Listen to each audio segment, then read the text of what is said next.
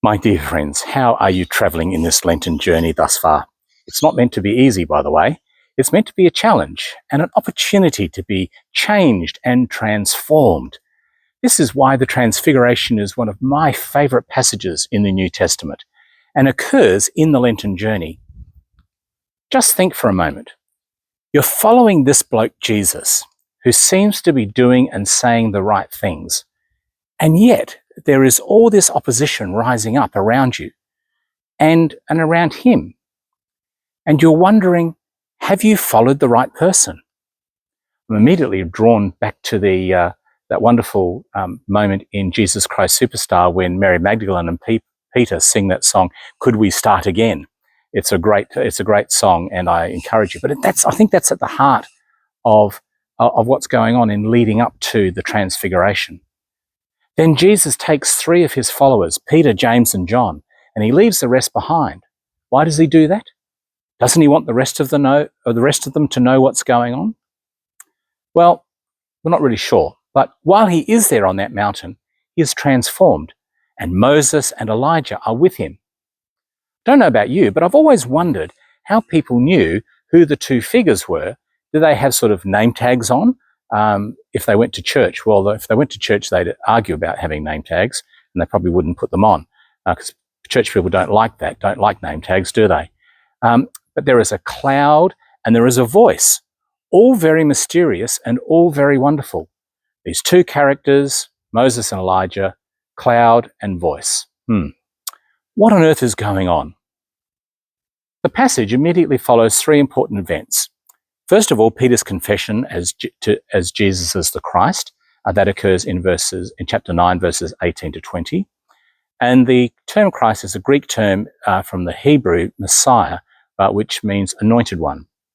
It was the term used by the Jewish people to describe the person that they believed God would send to deliver Israel from being held captive in its own homeland and by its oppressors, and in this case, the Romans, and establish the nation of Israel once and for all. Then, after that confession, Jesus foretells his death and being raised after 3 days. That's in chapter 9, verses 21 to 22. And then finally, Jesus makes the claim that anyone who wants to be a true disciple must be willing to take up their cross and follow him. And that's in verses 23 to 27 of chapter 9. So just a few short comments on some important words and themes and people. When I was just a wee lad in high school in Alice Springs, one of my favourite subjects was biology. I especially liked a very practical session where we raised caterpillars. I'd always known that moths and butterflies came from caterpillars, but to watch this happen before our eyes in class was quite amazing. The change and transformation of these caterpillars into butterflies was quite extraordinary. We were told by a biology teacher that the term for this change is metamorphosis. It describes the total and complete change from one form to another. Now, I'm not sure what you were taught about the Transfiguration. When I first learnt about the Transfiguration, I was simply told that Jesus' face became dazzling white. However, in verse 29, we read that Jesus' appearance was dramatically changed. The Greek word is metamorphosis. It's not an alteration. That is to understate what is going on. It is a complete and total transformation. While he was recognizable as Jesus, his appearance was totally different from any other human person. It was an overwhelming sight for the disciples, especially for Peter. Verses 30 and 31 speak about Moses and Elijah being with him and appearing in glory, and speaking about his departure and what was to be accomplished in Jerusalem by Jesus. Why are Moses and Elijah so important? Well, Moses is the great lawgiver and the leader of Israel from slavery to freedom through the Exodus. Elijah is the greatest of the prophets. Jesus being with these two and discussing what they are discussing is demonstrating that in himself resides all the law and the prophets, and also the hope of Israel. Often we think of Jesus as a good man, don't we? He's loving and kind. Do you also think of him in these terms, though?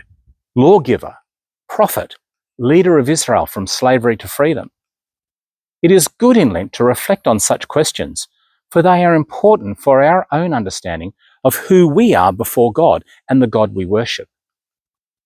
I really love verses 32 to 33. It shows both the impetuous nature of Peter and the fact that Peter is really clueless about what's going on. Please note the disciples are asleep. I don't know about you, but when I first wake up, I'm a bit disorientated. Alison will attest to that. And when he offers to make 3 tents, he's making 2 statements. First, this is great, Jesus. Let's not leave here at all. Making the tents would mean that they could camp and stay, and they want to capture the moment. The second is that the making of the tents recalls the events of the Exodus. The Feast of Tabernacles recalled, which is the feast that recalls this, recalls the wanderings in the wilderness. And the people would make tents on their rooftops and sleep in them to remember the time of their wanderings in the Exodus. Peter is going back to the past in wanting to create tents, but the Transfiguration is a pointing forward to the new future for Israel and humanity that is being transformed and metamorphosed by Jesus, grounded in the past of Moses and Elijah and taken to a new experience and a new understanding by Jesus through the events that will take place in Jerusalem, that is, the death and resurrection of Jesus. Gosh, doesn't Peter's response sound so much like many in our own churches today? We always want to hark back to the past, to the so-called glory days, if there ever were glorious. Transfiguration is scary, for it causes complete change and transformation. And we don't always know what that change and transformation will look like. Verses 34 to 35 have a familiar ring to them, don't they? A voice is present at the baptism of Jesus back in chapter 4. And rather than a voice speaking from heaven, a cloud covers the 3 people and a voice, that is God, speaks to them.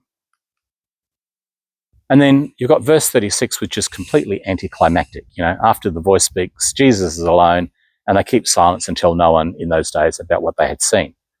Gosh, that is so anticlimactic, isn't it? Sometimes the church is a bit like that. There's some exciting points, and then there can be just anticlimactic points as well. Transfiguration, though, is ultimately about God showing the disciples, the first readers of the gospel, and finally you and me, that Jesus is the long-promised Messiah, the one who would bring about reconciliation between God and humanity. The Transfiguration gives each of us a glimpse of the future glorification of Jesus. We and they get a sneak peek of what is to happen. Yes, the disciples get it more vividly, but we get it through words. And yet, despite this, it's not enough for the disciples to be encouraged throughout the rest of the gospel. And I guess that's why we fall away in discouragement from time to time as well. Remember, Jesus will be eventually in Jerusalem, being tortured and crucified. And do the 3 disciples stand by and say, "Don't worry, everybody, it's all good. We've seen the future glorification of Jesus. Everything's going to be okay"? They don't. They all run away. This is the perplexing reality of the gospel. The disciples see the future of Jesus, and yet they still don't understand, and they still run away. We can be very, very uncritical of them because we are just as faithless as they are often. As I indicated earlier, the response of Peter and the Transfiguration is so typical of us in the church. We want to cling on to the moment or look back to the past. It's so much easier, isn't it? The past is written and knowable, but the present has to be lived, tolerably at least.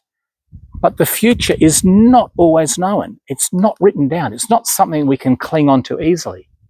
The Transfiguration speaks about taking all that we are and all that we have and allowing God to completely change and transform it into something more glorious than we can ever imagine.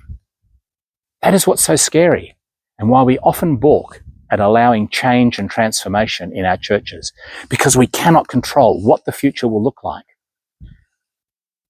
We can't know what the future will look like if we allow this transfiguration to occur.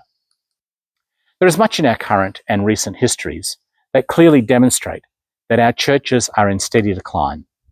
Thinking about what we have reflected on here in this passage, what metamorphosis or change or transformation do we need to apply in our personal life, our spiritual life, and our church life to address, correct, and even reverse this decline? If you're trying to think about something that you might like to do for the coming week based on the Transfiguration, why not think about how you might have been changed or transformed by an encounter with God? If it's good news, how might you share that? Finally, thinking about how each of us profess to be a follower of Jesus, what is the one part of my life or your life that makes it more difficult for me or for you to closely follow Jesus? And what steps might we take to make the necessary change and transformation in my life so that we might reach that fulfillment more easily? The Lord be with you.